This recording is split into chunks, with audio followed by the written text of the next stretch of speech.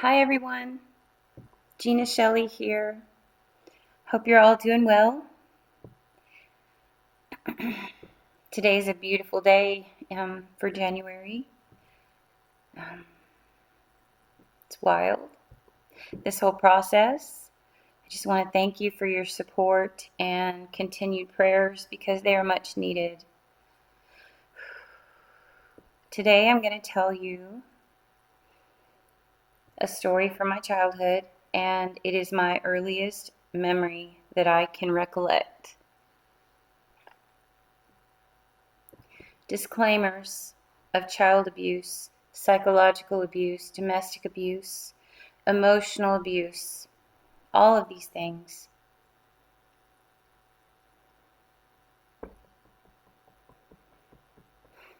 Please continue to pray for me. PTSD, working through childhood trauma is difficult at times and challenging, and I encourage, if this is something you're dealing with or know something that you know someone close to you is dealing with, I encourage you to let them tell you their stories. It's very affirming. Again, this is my earliest memory, and unfortunately, in situations of childhood abuse and chronic long-term trauma, psychological trauma makes a lot of the time very blurry, but other memories stand out very clearly, very clearly. This is the one I recall from very early on. Okay.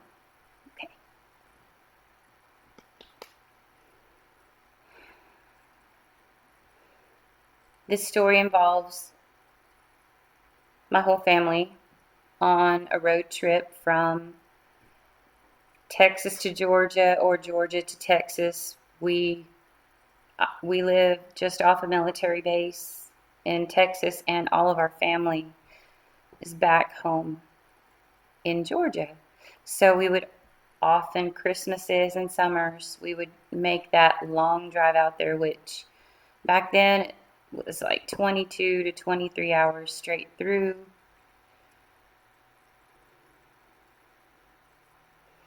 And this is one of those times. Memories I have of those times are, of course, being the youngest and the only girl. I was relegated to the middle, no window seats for me. And I was always getting elbowed back to the middle.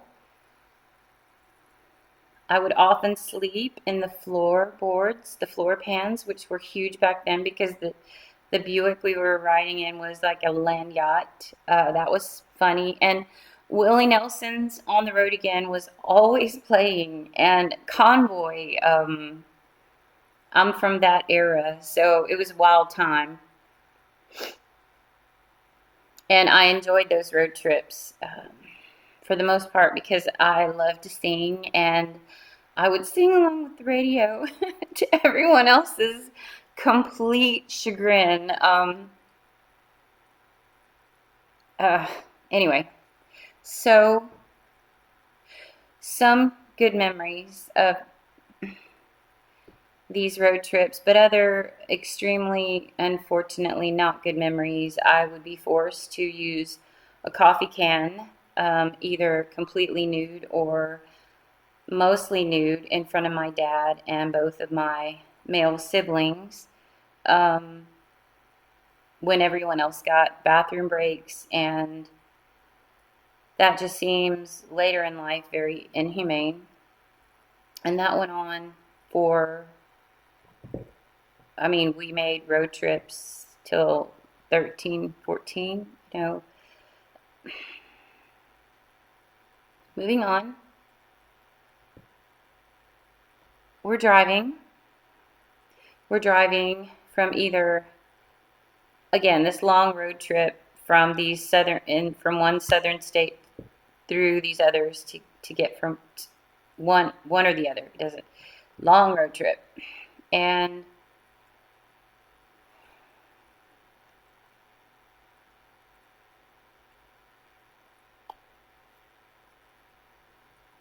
my siblings and I are in the back. My mom and dad are in the front seat. And they're having a discussion. Didn't know it was a conflict discussion until,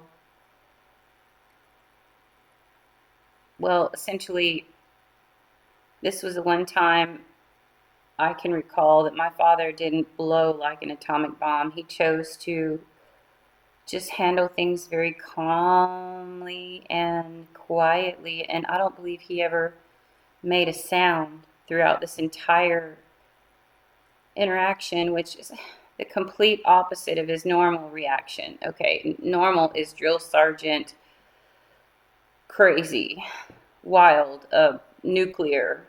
This was the opposite, and I remember it very well. This is one of those memories I remember very clearly. Mom and Dad having a discussion about something in the front seat, and I'm not paying attention, that is none of my business, but I'm sitting there right in the middle, just sort of, and we are in the middle of one of those massive metal bridges that has the metal uprights and beams, metal, big one. And so it's the 70s. Maybe three and a half. My mom has said something that has upset my father, and instead of reacting in a very reactive way, he just rolls the steering wheel over to the edge of the bridge and slowly brings it to a stop. And it seems now like this all happened in one movement. He reached over the back seat and plucked me up from the back seat and out and around the front of the vehicle he went, and over to the side of the railing of the bridge. And there he extended both arms out. Now I'm pointed in the opposite direction, but he is holding me out over the water, and the best I can remember from my child mind was maybe 30 feet. I remember I had on one sock, one barefoot, and strangely, I didn't react, right? This is very unusual for me because my father gives me he scares me. I'm petrified of my father touching me ever. So him doing this, thank God I was pointed out in the opposite direction because I wasn't looking at his face. He was torturing my mother, you see. He was basically telling her, we're not going to talk about that ever again. You're never going to bring that up ever again. You're never going to say that ever again. Do you understand? And this is how he taught and demonstrated to her that he never needed to lift a hand to abuse her, to control her. He simply reached out and would grab me, turn me upside down, and dangle me in front of her. And he could get her to do anything. He conditioned her. He brainwashed her. It was a sad, sad situation.